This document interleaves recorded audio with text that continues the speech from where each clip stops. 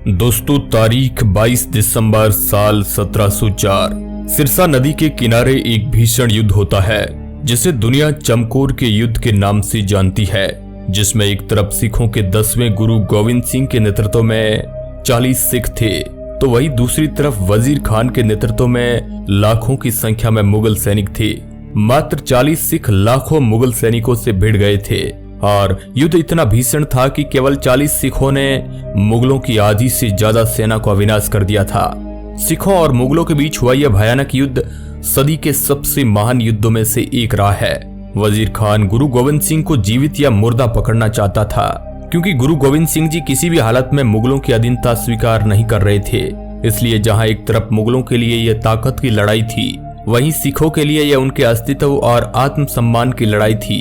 ये युद्ध सिखों के लिए आज भी उनकी बहादुरी, वीरता और धर्म के प्रति आस्था का प्रतीक है। चमकौर का युद्ध भारत के गौरवशाली इतिहास का वो हिस्सा है जिसके घटनाक्रम और पूरे इतिहास को आज भी लोग सही मायनों में नहीं पहचानते हैं।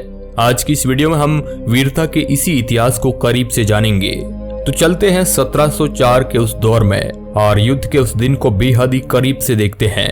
हेलो एंड नमस्कार दोस्तों, आप हिस्टोरिकल राज यूट्यूब चैनल देख रहे हैं। इस तरह की इंटरेस्टिंग वीडियो देखने के लिए इस चैनल को सब्सक्राइब कर सकते हैं। चिड़ियों से मैं बाज लड़ाऊं, गिद्धों से मैं शेर भिड़ाऊं, 1.25 लाख से एक लड़ाऊं, तबो गोविंद सिंह नाम कहवाऊं। जफरनामा में लिखी गई ये पंक्तियां गुरु गोविंद सिंह जी की वीरता और उनकी बहादुरी को सटीक शब्दों में बताती है।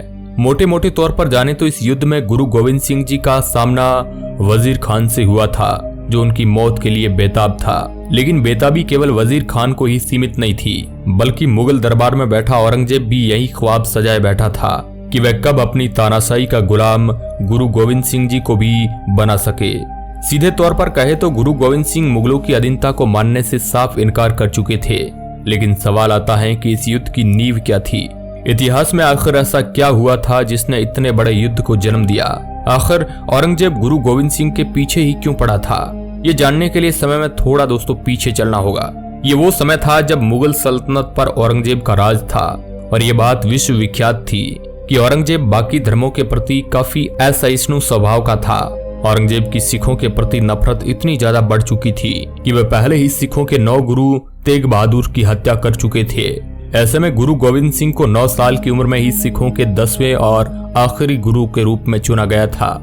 लेकिन औरंगजेब इस धर्म को फलते हुए नहीं देखना चाहता था।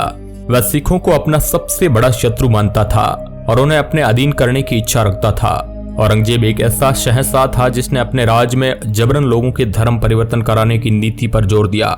एक कट्टर मुसलमान होने के नाते उसके दिल में बाकी सभी धर्मों के प्रति घृणा और द्वेष की भावना थी। औरंगजेब ने कई बार गुरु गोविंद सिंह जी को मुगल दरबार में पेश होने का न्योता भेजा गया, लेकिन गुरु गोविंद सिंह जी मुगलों के अधीन नहीं आना चाहते थे। मुगल दरबार के लिए एक बहुत ही बड़ा झटका था। बस इसी कारण से मुस्लिम और सिख के बीच की खाई बढ़ती चली गई। सिखों के बचाव में धर्म की स्थापना के लिए गुरु गोविंद सिंह जी ने मुगलों के खिलाफ 13 युद्ध लड़े, जिसमें सबसे महत्वपूर्ण और लोकप्रिय रहा चमकौर का युद्ध। आखिर क्या है चमकौर का युद्ध? गुरु गोविंद सिंह जी के इस फैसले से गुस्साए औरंगजेब ने सरहिंद के नवाब वजीर खान की अगुवाई में मुगलों की एक लंबी चौड़ी सेना को आनंदपुर साहिबा पंजाब के लिए रवाना कर दिया, ताकि वह हर कीमत में गुरु गोविंद सिंह को पकड़ने में सफल हो सके। 20 लाख सैनिकों वाली इस फौज ने वजीर खान के कहने पर 6 महीने तक आनंदपुर साहिबा की सरहदों पर अपना डेरा जमाए रखा। उन्हें विश्वास था कि नगर में राशन पानी खत्म होते ही गुरु गोविंद सिंह जी खुद ही आत्मसमर्पण कर देंगे। लेकिन ये उनकी सबसे बड़ी भूल साबित हुई। 6 दिसंबर 1704 को रात में गुरुजी चुपचाप अपने सैनिकों के साथ आनंदपुर साहिबा छोड़कर आगे बढ़ गए। जैसे ही ये खबर मुगलों के कानों तक पहुंची, सब तरफ अफरा तफरी मच गई और गुरु गोविंद सिंह को ढूंढने की तलाश जारी हो गई। अपने साथियों के साथ जब गुरु गोविंद सिंह जी सिरसा नदी पार करने वाले थे, तभी मुगलों की लंबी चौड़ी सेना ने उनके मार्ग में दस्तक दी। ये वो समय था जब सिरसा नदी भी उफान पर थी। ऐसे में गुरुजी ने आदेश दिया कि कुछ सिख यहीं रुककर मुगलों से युद्ध करें और बाकी बचे सिख नदी पार करके उनके साथ आगे बढ़े। हालांकि नदी का वेग ज्यादा होने की वजह से केवल कुछ ही सिख नदी को पार करने में सफल रहे। सिरसा नदी पार करने के बाद गुरुजी के पास 40 सिख और उनके 2 साहिबजादे अजीत सिंह और जूंजार सिंह ही शेष थे। अपने साथियों के साथ आगे बढ़ते हुए गुरुजी ने यात्रा जारी रखी और जल्द ही चमकौर नामक स्थान पर जा पहुंचे, जहां लोगों ने उनका दिल से स्वागत किया। एक स्थानीय निवासी ने अपनी किलानुमा हवेली में गुरुजी और उनके साथियों के रहने का इंतजाम कर दिया। गुरुजी ने अपने साथियों के साथ इसी हवेली में रुकने का फैसला किया। वह भी जानते थे कि अब मुगलों से बच पाना और युद्ध को टालना उनके वश में नहीं है, लेकिन वे अपनी आखिरी सांस तक एक योद्धा की तरह बहादुरी से अपना रक्षण करना चाहते थे। इसलिए वह पहले से ही अपने आप को युद्ध के लिए तैयार करने लगे और मुगलों का आने का इंतजार करने लगे। गुरु गोविंद सिंह युद्ध के लिए पहले से ही योजना बना चुके थे।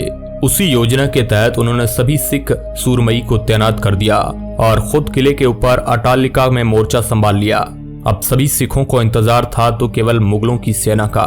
सिरसा नदी का बहाव कम होते ही मुगलों की सेना चमकौर में आ धमकी और गुरु गोविंद सिंह की खोज जारी हो गई। कई लोगों पर अत्याचार ढाने के बाद वे आखिर में जान गए कि गुरु गोविंद सिंह के साथी कहां रुके हैं। इस तरह के इंटरेस्टिंग वीडियो देखने के लिए आप हमारे चैनल हिस्टोरिकल राज को सब्सक्राइब कर सकते हैं। धन्यवाद।